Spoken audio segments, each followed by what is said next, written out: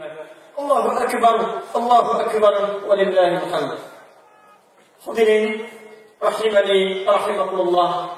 Semoga Allah senantiasa memberikan rahmat dan keberkahannya kepada kita hingga di pagi ini. Kita bersyukur kepada Allah Subhanahu wa taala bahwa di hari ini tepat 10 Dzulhijjah 1436 Hijrah kita kembali diberikan kesempatan oleh Allah Subhanahu wa taala untuk merayakan, menikmati, mendapati momentum Idul Adha hingga detik ini. Hadirin, dalam hitungan khatib yang sederhana, berdasar usia yang telah kita lewati, demikian pula hitungan Idul Adha yang telah kita lalui. Orang yang saat ini baru berusia 20 tahun, maka 20 kali ia telah dapatkan Idul Adha-nya. Orang yang saat ini telah berusia 30 tahun, maka setidaknya 30 kali berlalu Idul Adha dalam hidupnya. Demikian orang yang berusia 40 tahun, 50 tahun, 60 tahun telah berulang kali Idul Adha berlalu dalam kehidupannya. Namun hingga Anda duduk hingga saat ini, di detik ini, di waktu ini, mari kita pertanyakan pada diri kita. Dari sekian berlalu jumlah Idul Adha yang telah kita lewati, sudahkah kita mendapati hakikat dari Idul Adha ini?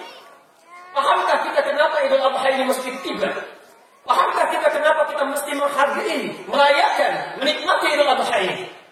Atau jangan-jangan tiap tahun datang, kegiatan kita cuma salat 2 rakaat, mendengarkan khutbah, pulang, atau sekaligus menyaksikan pemotongan hewan. Demikian tiap tahun berlalu tanpa ada hakikat yang kita dapati dari momentum Idul Adha ini. Karena itu hadirin, dalam kesempatan yang singkat ini, tahun ini, detik ini, kita akan coba menghayati apa hakikat Idul Adha dalam Al-Quran dan Sunnah terkait dengan kehidupan kita. Mudah-mudahan tahun ini bisa lebih baik daripada tahun-tahun sebelumnya. Allahu Akbar, Allahu Akbar, walillahil hamd.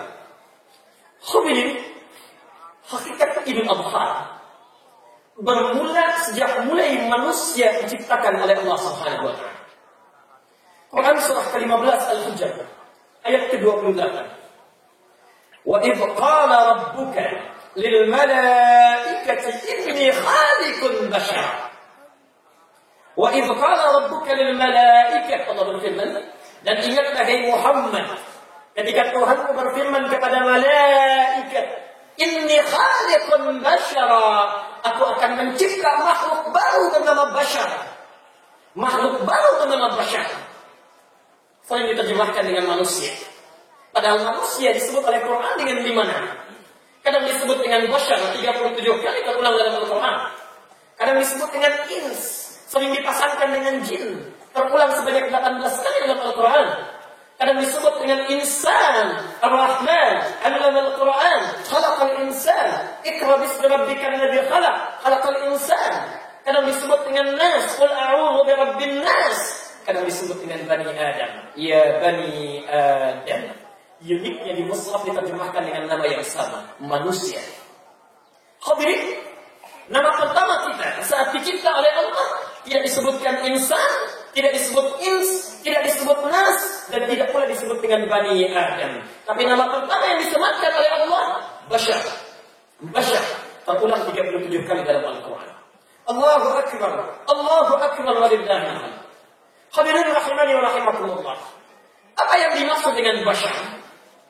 Bashar kalau kita analisis seluruh kalimatnya dalam Al-Quran, pengertiannya dalam bahasa Arab, kita akan temukan bahwa bashar itu secara bahasa berarti makhluk yang sangat unik karena pada dirinya didapati 2 sifat yang saling berlawanan. Di saat kita disebut oleh Allah sebagai bashar, dicipta menjadi manusia, seakan-akan ingin diterangkan kepada kita bahwa dalam diri makhluk baru ini yang disebut dengan manusia, dalam dirinya terdapat 2 sifat yang nyaris saling berlawanan. Sifat pertama disebut dengan takwa, selalu mengarahkan kepada kebaikan. Sifat kedua nanti akan disebut dengan nafs atau fujur, selalu mendorong kepada keburukan. Jadi ketika Anda tercipta, saya tercipta, kita tercipta, disebut dengan bashar, seakan-akan Allah yang memberikan isyarat bahwa dalam diri setiap manusia itu ada 2 sifat, 2 potensi, 2 keadaan yang saling bertolak belakang dan berkompetisi. Satu mengarahkan kepada kebaikan disebut dengan takwa. Hadirin, Takwa terulang sebanyak 115 kali dalam Al-Quran. Tidak pernah disebutkan dalam Al-Quran takwa kecuali bersanding dengan kebaikan. Baik sifatnya ibadah haqqu minallah ataupun sifatnya ibadah haqqu minan nas. Mari kita perhatikan. Ketika Allah menyebutkan kalimat-kalimat ibadah di Quran, itu seringkali terangkai dengan takwa. Kalimat salat pertama disebut di Quran, Al-Baqarah ayat kedua sampai dengan ketiga, diawali dengan takwa. Dzalikal kitabu la raiba fihi hudan lil muttaqin alladzina yu'minuna bil ghaib wa yuqimunas shalah. Takwa dirangkai dengan salat, wa yuqimunas shalah. Anda diminta puasa, Al-Baqarah 183. Ya ayyuhalladzina amanu kutiba 'alaikumus syiyam kama kutiba 'alal ladzina min qablikum la'allakum tattaqun. Puasa ditutup dengan takwa. Yang berangkat haji saat ini, Al-Baqarah 197. Wa ma taf'alu min khairin ya'lamuhu Allah wa tazawwadu fa inna khairaz zadi taqwa. Tidak perlu berangkat orang haji, tidak boleh orang berangkat orang haji kecuali dia membawa bekal terbaik bernama takwa. Yang tidak haji, sebentar lagi kita akan berkorban. Allah tidak butuh dengan dagingnya, tidak perlu dengan darahnya. Al-Hajj ayat 37 sampai dengan 38. Perhatikan kalimatnya. La yanamallaha luhumuha wala dima'uha walakin yanaluhu taqwa minkum. Takwa bersanding dengan ibadah. Karena itulah hadirin, jangan kita merasa kaget, merasa heran. Kalau ada panggilan-panggilan ibadah, tiba-tiba hati kecil kita berbisik untuk segera mengerjakannya. Meminta kepada kita untuk segera meresponnya. Bukankah Anda ketika mendengar suara azan, lantas hati kecil kita mengatakan, cepat siap-siap, cepat siap-siap. Panggilan Allah sudah tiba. Itulah takwa. Hadirin, demikian juga dengan hablum minan nas. Al-Imran 133 sampai 134. Kebaikan kita sesama makhluk juga dirangkai dengan kalimat takwa. وَسَارِعُوا إِلَى مَغْفِرَةٍ مِنْ رَبِّكُمْ وَجَنَّةٍ عَرْضُهَا السَّمَاوَاتُ وَالْأَرْضُ أُعِدَّتْ لِلْمُتَّقِينَ. Allah sediakan surga seluas langit dan bumi bagi orang yang bertakwa. Siapa mereka? Tidak hanya sekedar bagus menunaikan ibadah ritualnya. Alladzina yunfiquna fis-sarra'i wad-dharra, yang gemar membantu antar sesamanya. Bukankah Anda kalau melihat seseorang sedang susah, hati kita tergerak mengatakan cepat bantu dia? Ada orang sedang terjatuh, hati kecil kita mengatakan cepat tolong dia. Ada orang kesulitan membawa beban, bukankah hati kecil kita mengatakan cepat bantu dia? Itulah takwa. Itulah takwa. Hadirin, dalam diri kita selalu ada potensi yang mendorong mengarahkan kita pada nilai-nilai kebaikan. Habbu minallah, habbu minan nas. Allahu akbar, Allahu akbar walillahil hamd. Yang tidak boleh dilupakan dalam diri manusia seorang bashar ada sifat lain yang juga persis sama tertanam di dalam jiwa, tapi sifatnya berlawanan dengan takwa. Dia mengarahkan pada keburukan. Disebut dengan nafsu, terulang sebanyak persis sama 115 kali dalam Al-Quran. Takwa terulang 115 kali, nafsu terulang 115 kali dalam Al-Quran. Manusia punya potensi berbuat baik, tapi dalam dirinya pun ada nafsu. Dan disebutkan dalam surah Yusuf, Allah berfirman, Inna nafsa la'ammaratun bisu. Sungguh, nafsu itu cenderung mengarahkan kepada hal-hal yang tidak baik. Saat Anda punya potensi untuk sabar, dalam diri kita pun punya nafsu, sifat yang mengarahkan pada keburukan. Saat yang bersamaan Anda bisa sabar, tapi juga Anda bisa marah. Saat yang bersamaan Anda jujur, takwa, tapi juga Anda bisa berpeluang berdusta, nafsu. Saat Anda bisa tawadhu, takwa, Anda juga berpeluang bisa berbuat buruk, sombong, nafsu. Nafsu sifatnya, kalau sifat ini sudah hadir, menembus ke dalam relung kehidupan kita, masuk ke organ tubuh kita, maka kalimat akan berubah dari nafsu menjadi fujur. Malah itu sifat nafsu. Masuk ke dalam mata bisa melotot. Masuk ke dalam mulut bisa mencela. Masuk ke tangan bisa memukul. Masuk ke kaki bisa menendang. Masuk ke perut bisa melakukan hal yang tidak dibenarkan oleh agama. Itu yang disebut dengan fujur. Turunlah Quran surah 91 ayat 7 sampai dengan 10. Wa nafsi wa ma sawwaha. Dalam diri manusia disempurnakan penciptaan jiwanya. Fa alhamaha fujuraha wa taqwaha. Maka ditanamkan sifat fujur dan takwanya. Hadirin, dalam perjalanan kita selama setahun 12 bulan kita lalui, disitulah kita berjuang antara takwa dengan nafsu kita. Sesekali ada panggilan takwa, ada berkumandang Allahu Akbar, Allahu Akbar. Hati kecil kita mengatakan cepat, siap-siap. Adzan sudah berkumandang. Selesai adzan, tiba-tiba nafsu kita mengatakan baru adzan, belum qamar. Salat nomor 2, bekerja nomor 1. Salat nomor 2, makan nomor 1. Salat nomor 2, belanja nomor 1. Itulah pertentangan antara takwa dengan nafsu, kebaikan dengan keburukan. Ada kalanya hadirin Masya Allah, ada kalanya orang bisa memilih takwanya. Dia tingkatkan takwanya, dia tekan nafsunya. Tidak jarang kita temukan orang yang dicela, dia bisa memilih. Dia bisa pilih marah, dia bisa pilih sabar. Dia bisa marah, dia bisa sabar.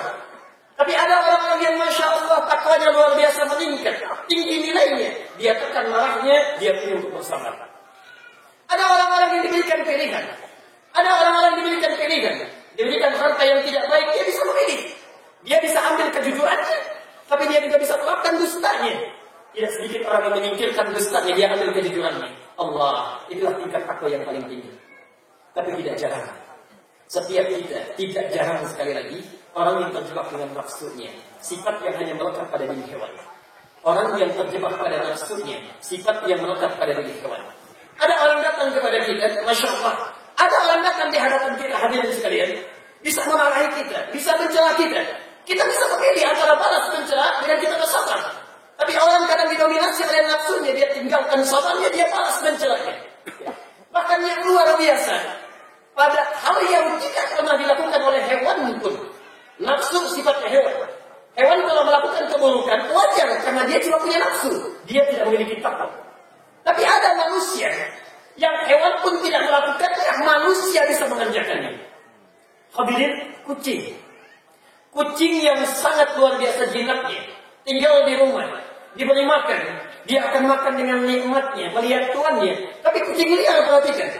Ketika tukang sayur datang, jatuh ikannya, kucing ambil ikannya dengan gelisah, dia tangkap ikannya. Lirik kanan kiri, dia berlari.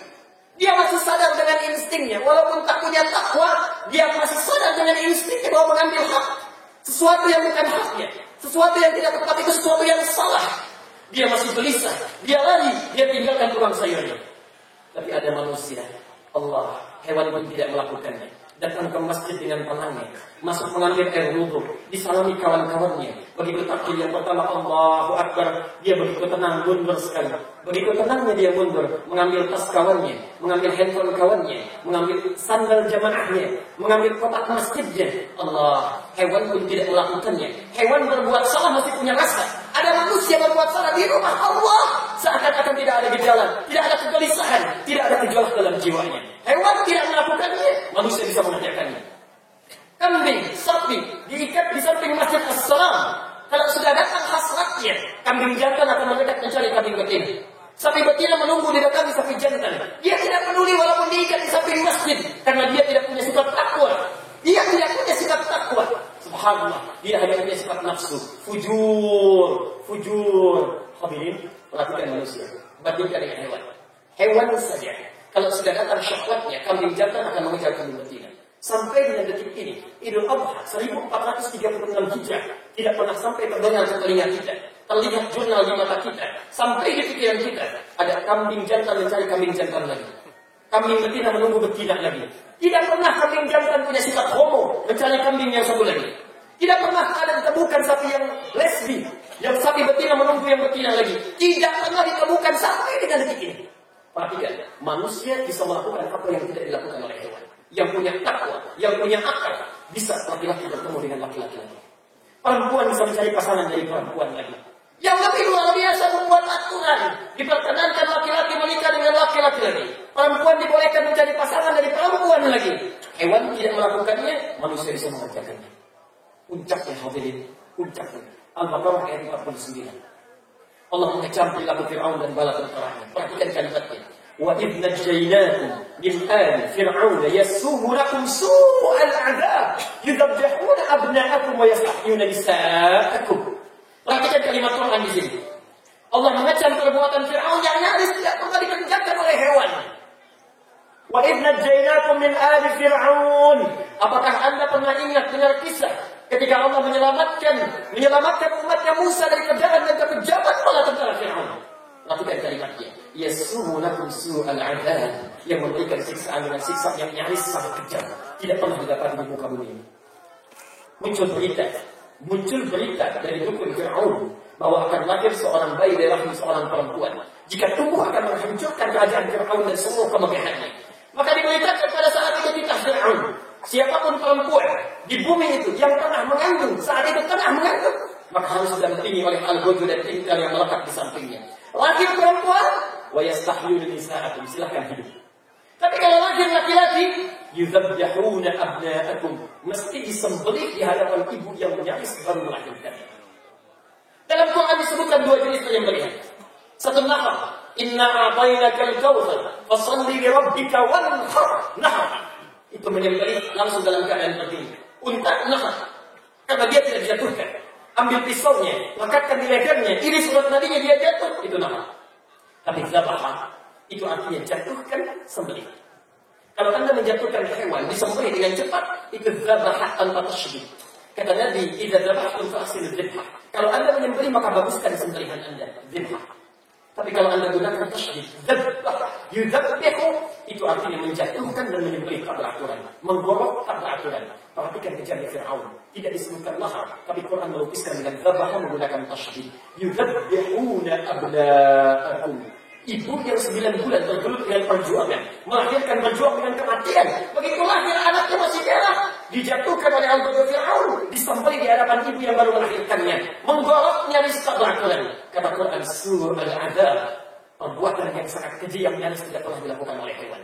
Hewan tidak pernah menghancurkan anaknya, memutilasi anaknya, menyembelih anaknya. Manusia mengerjakannya. Bila zaman Fir'aun saja yang menunggu sampai melahirkan, disembelih, digorok tak beraturan, disebut dengan su'al adzab, siksa yang paling kejam.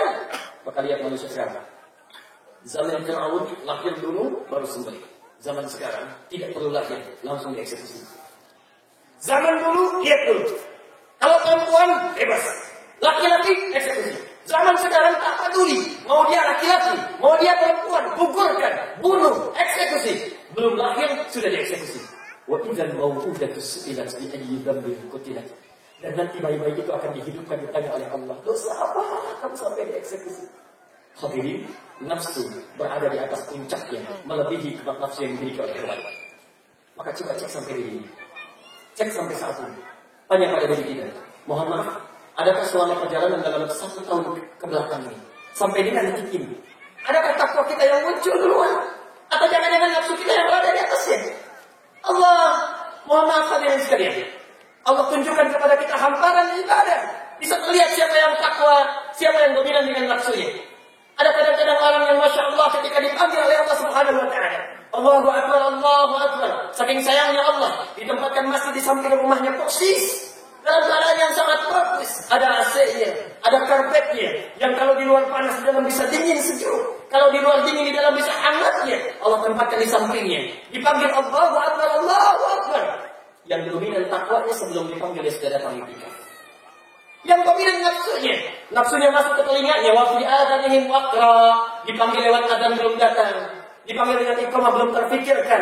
Orang yang dari jauh sudah datang ke masjidnya, dia tetangga masjid belum ada kasus di masjid yang dibangun oleh Allah di sampingnya. Allah bangunkan masjid di sampingnya, yang dari jauh datang mendekat, yang dekat malah melambat-lambat. Allah, coba cek sampai dengan detik ini, hadirin, di mana takwa kita, di mana nafsu kita. Yang paling luar biasa, mohon maaf, kadang-kadang jangankan urusan dengan Allah, urusan dengan manusia, lisan kita tidak bisa dikontrol, telinga kita mendengar yang buruk-buruk, mata kita penuh dengan nafsunya. Coba cek, maaf, yang merasa ibadahnya sudah lebih bagus, yang sholat sunnahnya tidak pernah ditinggalkan, yang tahajudnya tiap malam dikerjakan. Dalam setahun ini berapa kali lisan kita pernah mencela orang lain? Berapa kali lisan kita pernah menyalahkan orang lain? Berapa kali lisan kita pernah mengejek orang yang belum sempat menunaikan sholat di masjid, belum sempat datang untuk ta'lim, belum sempat mendekat kepada Allah. Sebetulnya Anda bisa memilih, bisa mendoakan, bisa juga untuk mencela. Anda mencela tidak mendapatkan apapun, tapi ketika Anda mendoakan, Anda mendapatkan kebaikan-kebaikan. Coba cek sampai dengan setahun ke belakang. Ketika kita merasakan takwa yang luar biasa, sudah berapa kali kita mencela orang lain, menjelek-jelekan orang lain, membuat diri kita buruk dalam pandangan Allah Subhanahu Wa Taala. Allah.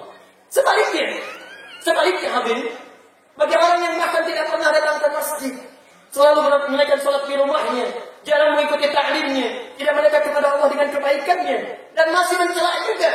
Ada orang datang untuk ta'lim dicela, ada orang yang mengikuti sunnah dicela, ada orang yang mendekat kepada Allah dicela. Kalau orang yang ibadah saja mencela tidak selamat, belum tentu selamat, maka bagaimana dengan orang yang tidak pernah ibadah dan mencela orang lain? Allah. Hadirin, Allahu Akbar, Allahu Akbar, Allahu Akbar. Detik ini penting kita merenung. Saking sayangnya Allah kepada kita. Allah mengingatkan dalam Al-Quran, tidak boleh ada orang-orang Islam pulang menuju Allah Subhanahu wa Ta'ala dalam keadaan nafsunya penuh dengan amarah, nafsunya penuh dengan keburukan. Allah menginginkan setiap orang yang lahir itu tenang. Saking tenangnya mendengar suara berisik saja sudah menangis, maka pulang dia harus kembali dalam keadaan tenang. Ya ayyatuhan nafsul mutmainnah, irji'i ila rabbika radiyatan mardiyah. Hei jiwa yang tenang, cepat kembali kepada Tuhanmu dalam keadaan yang diridhai. Karena itulah sebelum kita kembali, Allah menginginkan semua orang yang hadir datang mendekat kepada Allah, dikembalikan pada suasana yang tenang. Tenang, tentram keadaan jiwa yang mudah melakukan aktivitas. Dalam bahasa Arab disebut dengan boha. Keadaan yang tenang, tentram, mudah melakukan aktivitas. Dalam bahasa Arab disebut dengan boha. Matahari sekarang naik sepenggal, memancarkan sinar yang luar biasa, tentram, enak dinikmati, mudah melakukan aktivitas. Itu disebut dengan duha. Hadirin, saat kita memiliki sifat-sifat yang kurang baik, kita renungkan di hari ini. Kita ingin dapatkan kemenangan dari Allah Subhanahu wa Ta'ala, kenikmatan beraktivitas, maka dalam bahasa Arab rumusnya menggelincirkan sifat-sifat buruk itu tambah hamzah di depan kalimatnya. Duha, keadaan yang tenang, nyaman, nikmat, sifat-sifat buruk yang kita miliki sampai hari ini, yang kita renungkan sejak kemarin di Arafah itu. Hadirin, sifat pemarahnya, pencelaknya, menghinanya, dendamnya, iri hatinya. Maka saat itu ingin kita gelincirkan di hari ini 10 Dzulhijjah, maka kalimatnya ditambah dengan hamzah di depannya. Ditambah dengan duha, maka harakat dipindahkan kepada hamzah menjadi Adha. Jadi Adha itu proses menghilangkan sifat-sifat buruk di dalam diri, sifat-sifat nafsu yang mendominasi, sehingga dengan itu digelincirkan dari tubuh kita muncul sifat-sifat ketakwaan dan kebaikan dalam diri kita. Itu tiap tahun Allah ulang-ulang saking sayangnya. Datang lagi. Sesuatu yang berulang dan datang dalam bahasa Arab disebut dengan Idul. Maka jadilah rangkaian kalimat Idul Adha. Idul Adha bukan sekadar ibadah ritual. Anda salat 2 rakaat, selesai Anda potong hewan kurban. Tidak. Hakikatnya adalah itu adalah proses yang tiap tahun didatangkan supaya kita menghilangkan sifat-sifat buruk di dalam jiwa kita. Yang dengan itu hadir sifat-sifat kebaikan yang kita munculkan di hadapan Allah Subhanahu wa Ta'ala. Syariatnya datang lewat hewan, hakikatnya sifat hewan kita yang disembelih. Turunlah Quran surah ke-22 ayat 37 sampai dengan 38. Perhatikan kalimatnya. La yanalallaha luhumuha wala dima'uha walakin yanaluhu taqwa minkum. Yang sampai kepada Allah bukan daging, bukan darahnya saat disembelih, tapi hakikatnya sifat-sifat buruk kita yang disembelih mulai detik ini. Hadirin, sebelum kita mulai berkorban, sebelum kita tutup khutbah kita, seyogianya kita mesti merenung setahun ke belakang sampai dengan detik ini, sifat nafsu apa yang dominan dalam diri kita. Adakah lisan kita senang mencela orang lain? Adakah mata kita senang mengecewakan orang lain? Adakah wajah kita senang membuat orang lain kecewa? Maka renungkan itu. Jangan-jangan itulah sifat hewan kita yang dominan. Maka hari ini bersamaan dengan hewan korban kita disembelih, menghadaplah ke arah kiblat, bertobatlah kepada Allah, mintakan kepada Allah. Hadis riwayat Ibnu Majah, nomor hadis 3221. Perhatikan kalimat sunnah Nabi ketika Anda selesai memotong, walaupun Anda tidak memotong, maka masa itu hadapkan diri Anda ke arah kiblat, kemudian katakan, perhatikan kalimat ini. Inni wajjahtu wajhiya lilladzi fatara as-samawati wal arda hanifan musliman wa ma ana minal musyrikin. Inna as-salati wa nusuki wa mahyaya wa mamati lillahi rabbil alamin la syarika lahu wa bidzalika umirtu wa ana minal muslimin atau wa ana awwalul muslimin. Perhatikan hadirin, Allah mulai detik ini, hari ini saya hadapkan diri saya sepenuhnya kepada Engkau penguasa langit dan bumi. Kalau saya sampai saat ini sholat, saya beribadah, saya hidup, atau Engkau wafatkan saya di detik ini ya Rabbal Alamin, maka saya ikhlas semuanya karena Engkau penguasa alam semesta. Maka mohon ya Allah, saya berjanji tidak akan menyalahi perintah-Mu lagi, apalagi sampai musyrik. Untuk itu saya diperintahkan, dan saya berjanji mulai detik ini wa ana minal muslimin atau wa ana awwalul muslimin. Saya berjanji akan berubah menjadi muslim yang lebih takut lagi. Jadi jika ada orang beridul adha hari ini, detik ini diberi kesempatan oleh Allah, tapi dia tetap berbuat buruk, tidak mengoreksi dirinya, tidak berubah, itu artinya dia belum beridul adha. Sekalipun zahirnya terlihat salat 2 rakaat, zahirnya meninggalkan khutbah, tidak. Secara nas tuntunan Rasulullah, dia belum beridul adha. Kalau ada orang keluar dari tempat ini masih mencela kawannya, lisannya tajam kepada kawannya, Masya Allah, matanya masih membahayakan, wajahnya masih kurang menyenangkan, itu orang yang belum beridul adha. Maka bertakwalah kepada Allah. Apalagi jika ada di antara kita yang sampai saat ini perilakunya masih lebih dibandingkan dengan hewan. Maka bersiap-siaplah. Quran surah 7 ayat 179. Dan disinilah kita berhenti merenung untuk berdoa kepada Allah Subhanahu wa Ta'ala. Walaqad dhara'na li jahannama katsiran minal jinni wal ins lahum qulubun la yafqahuna biha wa lahum a'yunun la yubsiruna biha wa lahum adhanun la yasma'una biha ulaika kal an'am bal hum adall. Kami telah siapkan neraka Jahannam dengan sempurna. Hadirin, bahasa Qur'annya, neraka Jahannam dengan sempurna, tidak kurang sedikit pun. Untuk siapa? Untuk kalangan jin dan manusia. Biarkan jin dengan alamnya. Untuk manusia, siapa mereka? Lahum qulubun la yafqahuna biha. Diberikan akal oleh Allah, diberikan hati untuk mencerna kebaikan, tapi tetap tidak berfungsi. Orang punya akal dia rencanakan, hari ini subuh jam sekian, zuhur jam sekian, asar jam sekian, panggilan subuh 4.38 jam 4 dia sudah siap-siap dia rencanakan. Panggilan zuhur jam 12 kurang 5, setengah 12 dia siap-siap. Tapi ada orang ya Allah yang akan selalu digunakan untuk dunia. Gugur, biarkan saja, bisnis belum selesai. Hari ini keuntungan sekian, pekan depan sekian, bulan depan sekian, rumah dapat sekian, mobil bertambah sekian. Tidak pernah terfikirkan akalnya untuk menyelesaikan ibadah. Tidak pernah terfikirkan akalnya untuk melancarkan ibadah. Merokok bisa dilakukan per hari. Subhanallah. 1 tahun dia dapatkan 5 juta untuk korban merasa kesulitan. Selalu dipikirkan pada hal-hal dunia. Untuk akhirat tidak pernah dia rencanakan. Walahum a'yunun la yubsiruna biha. Punya mata tidak bisa lihat. Lihat orang ke masjid tidak ada harapan. Lihat orang datang ta'lim tidak ada sentuhan. Yang terjadi bahkan ada orang yang memolok-molok. Sudah mulai soleh orang itu. Sudah mulai rajin dia. Padahal Allah berikan hidayah dalam pandangan matanya. Engkau belum sempurna sholatnya, belum bagus baca Qurannya. Ayo belajar dulu. Saking sayangnya Allah diberikan masjid di samping rumahnya. Orang Dayak di Kalimantan, di Lias Ningring, orang yang tidak punya masjid, hanya punya musola tingkat kayu. Allah. Kalau mau datang masjid di sungai dulu, ada yang jalan kaki. Anda tahu, taklim dimulai jam 3, jam 2 mereka sudah berada di sana. Berdesak-desakan, mengumpulkan makanan. Tidak ada panitianya. Masing-masing membagikan kotak di samping rumah mereka. Diisi dengan telur yang mampu dengan telur. Diisi dengan daging yang mampu dengan daging. Lalu dibagikan antara sesamanya. Menunggu pematainya datang. 1 jam sebelum taklim sudah habis. Anda yang selalu merasa sudah baik ibadahnya, sudah dekat dengan sunnah Nabi, Masya Allah, dibangunkan persis di samping rumahnya. Ustaznya datang sendiri. Masjidnya bagus. Snacknya sudah ada. Diskon, tidak ada apapun. Allah diperlihatkan langsung dalam pandangan matanya. Cepat belajar. Orang-orang sedang menuju ke masjid yang telah Allah siapkan untukmu. Tidak ada getaran dalam jiwanya. Bahkan walahum adhanun la yasma'una biha. Diberikan telinga tidak ada sentuhan.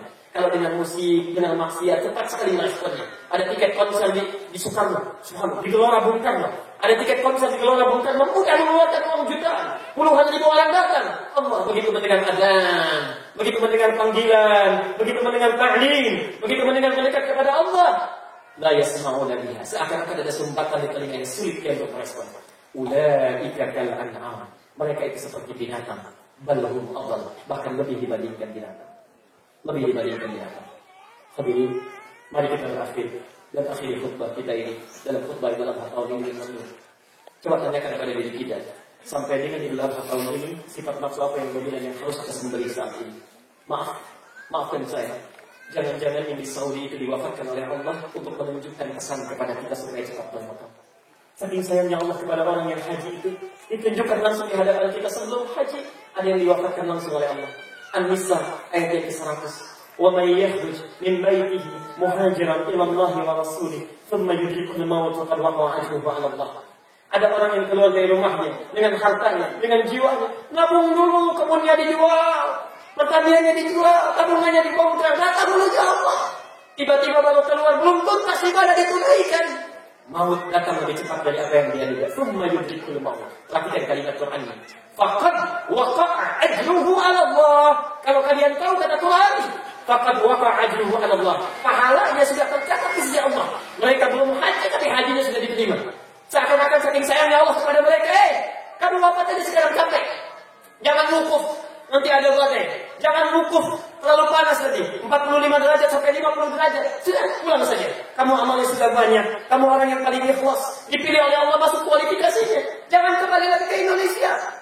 Takutnya saat landing di bandara mata kamu melihat maksiat lagi, telinga kamu dengar yang salah lagi, kaki kamu melangkah pada yang keliru lagi. Sudah pulang sekarang. Ya ayyatuhan nafsul mutmainnah, meninggal kamu di Makkah, di bumi yang paling indah, meninggal di Masjidil Haram, meninggal di samping rumah Allah di Ka'bah, dan tepat di hari Jumat dalam keadaan yang terbaik. Jangan khawatirkan keluargamu. Saya akan perintahkan raja kecil yang ada di dunia untuk memberikan kebaikan kepada mereka.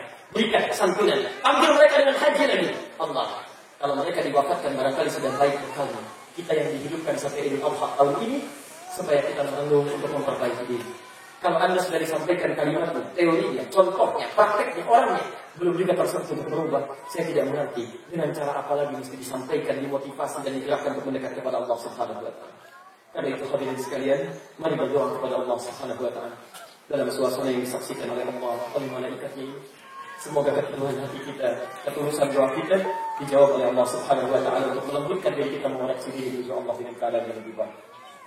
Alhamdulillahirabbil alamin. Ar-Rahmanir Rahim. Maliki yaumiddin. Iyyaka na'budu wa iyyaka nasta'in. Ihdinas siratal mustaqim. Siratal ladzina an'amta 'alaihim ghairil maghdubi 'alaihim waladdallin. Allahumma rabbana la tad'na fi maqamina hadha wa fi kulli maqamin dhanban illa ghafarta.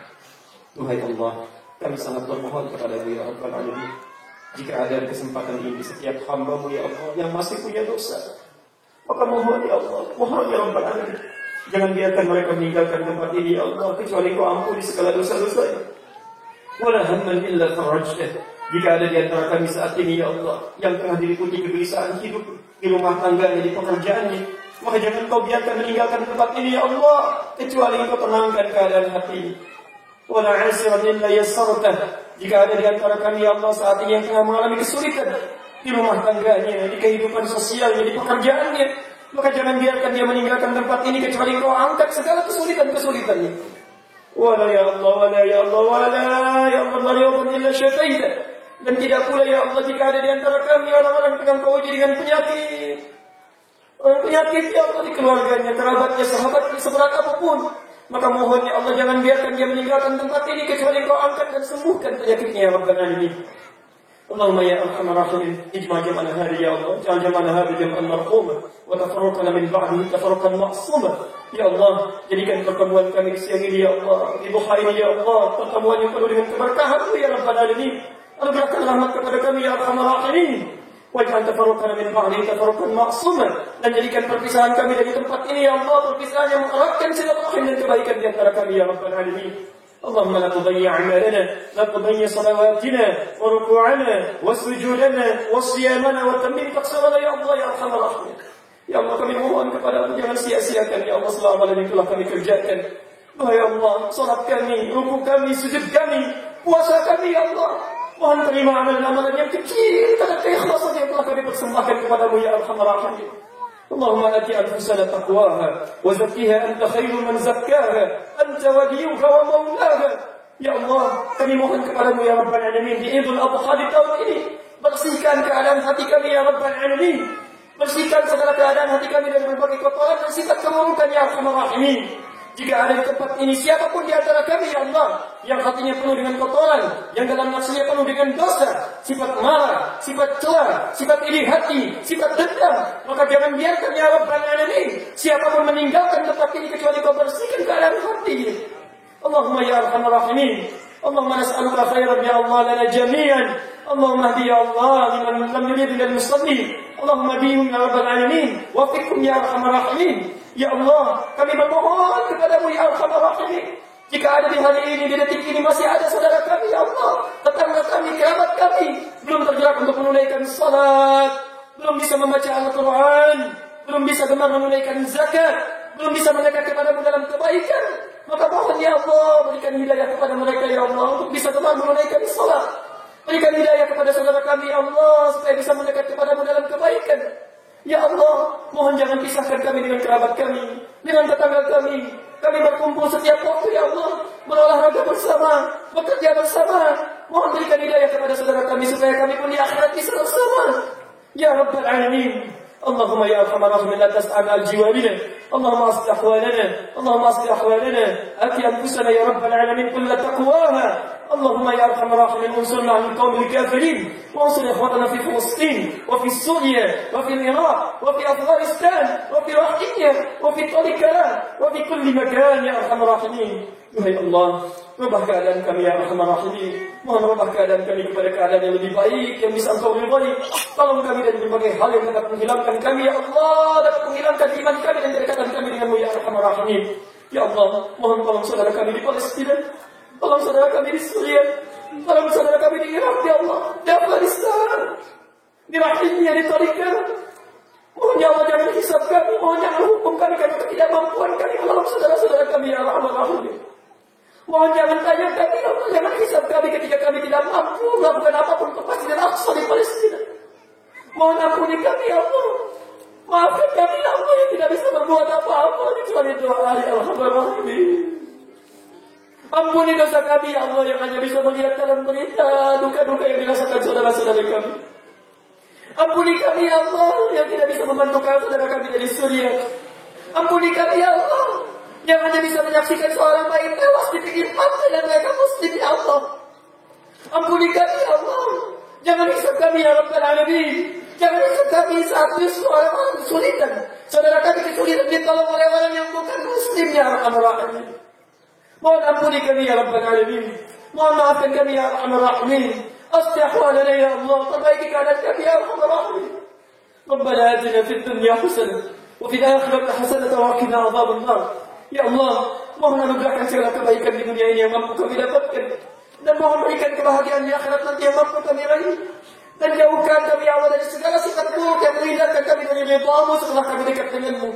Laqad da'awnaka kama amartana fajib du'ana kama wa'adtana.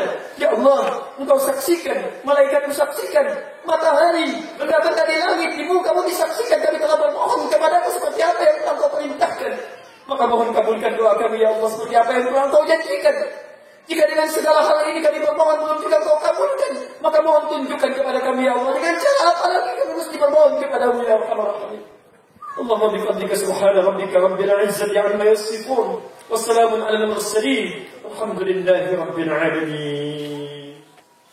Wa kullu 'amin wa antum bi khair. Assalamualaikum warahmatullahi wabarakatuh.